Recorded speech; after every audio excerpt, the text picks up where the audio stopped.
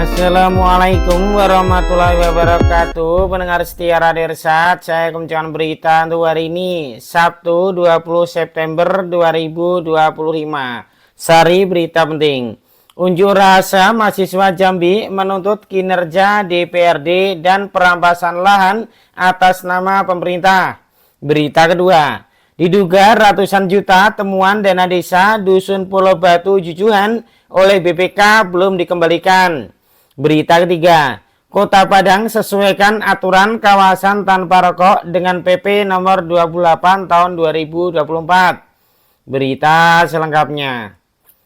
Di bawah guyuran hujan tidak menyurutkan langkah para aksi unjuk rasa untuk menyampaikan aspirasi di depan kantor DPRD Provinsi Jambi, Rabu 17 September 2025. Dalam orasinya atas para aksi unjuk rasa ini menyampaikan sejumlah tuntutan, diantaranya yaitu nomor 1, jalankan tuntutan nasional 17+8. Nomor 2, menuntut reformasi DPRD Republik Indonesia dan DPRD Provinsi Jambi karena dianggap tidak lagi berfungsi sebagai penyambung aspirasi rakyat. Nomor 3, mendesak DPRD Provinsi untuk lebih transparan dalam menjalankan fungsi legislatif, pengawasan, dan penganggaran.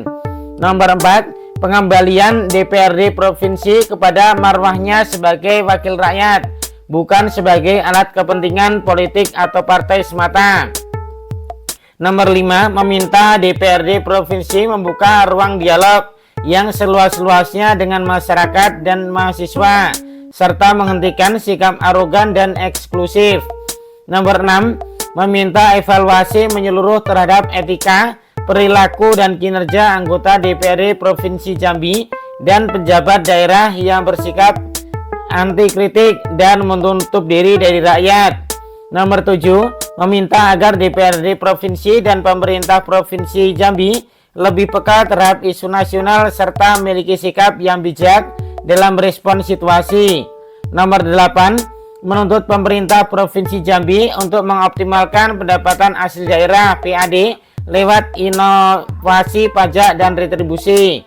Nomor 9, menuntut pemerintah Provinsi Jambi untuk mengurangi dominasi belanja pegawai yang terlalu besar sehingga ruang fiskal untuk pembangunan lebih luas. Nomor 10, menuntut pemerintah Provinsi Jambi untuk mempublikasikan laporan keuangan daerah secara terbuka agar rakyat bisa mengakses dan mengawasi penggunaan APBD. Nomor 11, pulihkan lahan rusak, hentikan perampasan hutan adat. Nomor 12, menolak penertiban Satgas PKH di tanah petani. Nomor 13, laksanakan reforma agraria sejati, tanah untuk rakyat bukan untuk perusahaan demi mewujudkan keadilan sosial. Nomor 14, berantas korupsi di daerah secara tuntas dan terbuka. Nomor 15, dukung penuh UMKM, petani, buruh, dan nelayan lokal sebagai tulang punggung ekonomi rakyat. Nomor 16, pastikan pendidikan, kesehatan, dan air bersih menjadi hak semua, bukan privilege atau keistimewaan segelintir orang.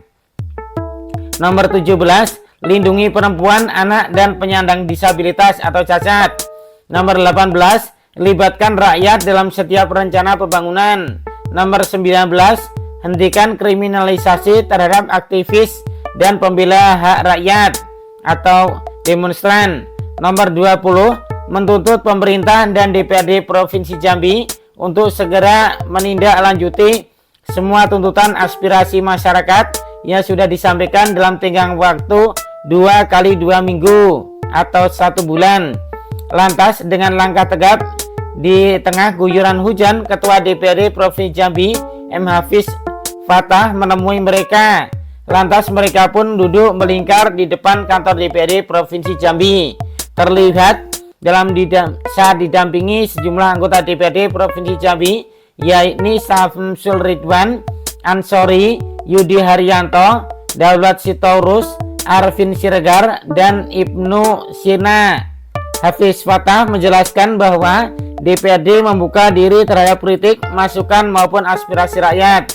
DPRD Provinsi Jambi dengan penuh kesadaran dan tanggung jawab menyampaikan aspirasi dan perhatian serta kritik yang disampaikan oleh masyarakat melalui berbagai bentuk aksi maupun pernyataan sikap, kata Hafiz Fatah.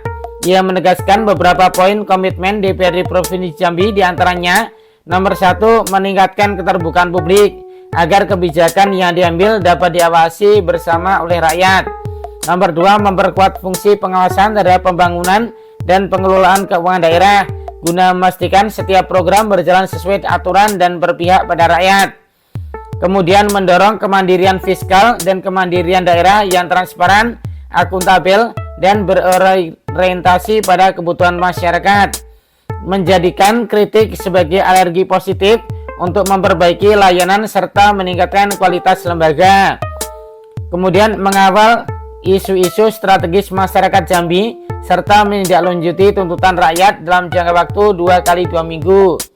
Selain itu, Hafiz menyebutkan bahwa DPRD juga akan membawa 17+8 poin tuntutan yang disampaikan Aliansi Suara Rakyat Jambi ke dalam forum resmi bersama pemerintah Provinsi Jambi.